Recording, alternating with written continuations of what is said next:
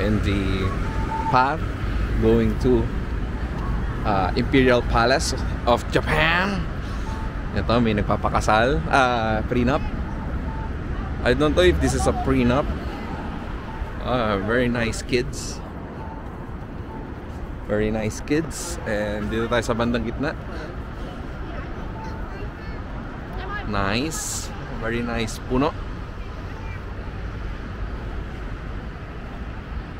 So, marami nagpapa-prenup dito.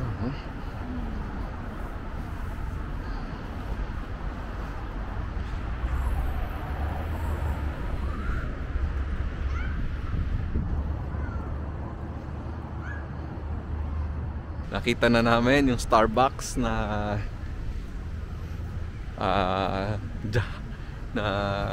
mukhang Japan. Ano kaya puno to? Ayan, may mga autumn leaves na doon. Very nice. Look. On the back you can see the buildings. Tokyo Station is over there. And this is Marie. Hi. Hi. And this is me. And our pasalubongs. Na ang bigat-bigat. Nagkamali kami. Dapat hinuli namin itong pasalubong. Pero that's okay. Ito lang yung alam ko Starbucks na may pa-fountain sa harap.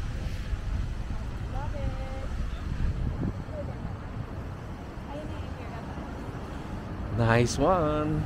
Ano kaya mas maganda? Imperial Palace or Osaka Castle? Let's see.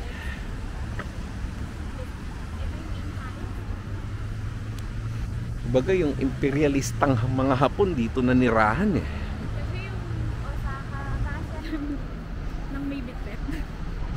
Lahat na may bitbit. Let's go to Starbucks. Starbucks ba tayo muna? Later na. Ikaw, Later na lang. Pero gutom na ako. Stop. Pero gutom na ako. Pero wala akong nakitang shop. Okay. Pwede tayong magmerienda saglit. Kaso pang ano yun eh. Pang mahabang rest time eh. Tingnan natin yung... Skybus. Search nga natin yan, love. Sige, later. Buy a fuel. Ay, gusto namin yung crudo ang ginagamit. Para high performance. Very nice. Ayos talaga dito sa Japan, no? Lahat tama eh. Wala pa akong nakikitang mali dito. Wala pa.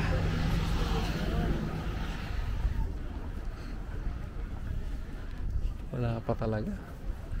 Uy, pwede tayo magpa-picture dyan, no? Mas engrande nga lang tingnan nyo Osaka Castle kasi nakataas yun eh. Diba?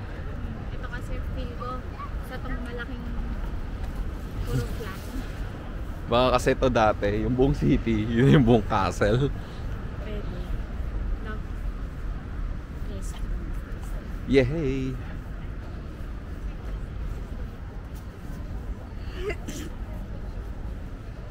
Ang ganda ng picture yan. Mixture of nature, kasi may tubig, cultural, kasi may castle, tapos modern landscape, scenery.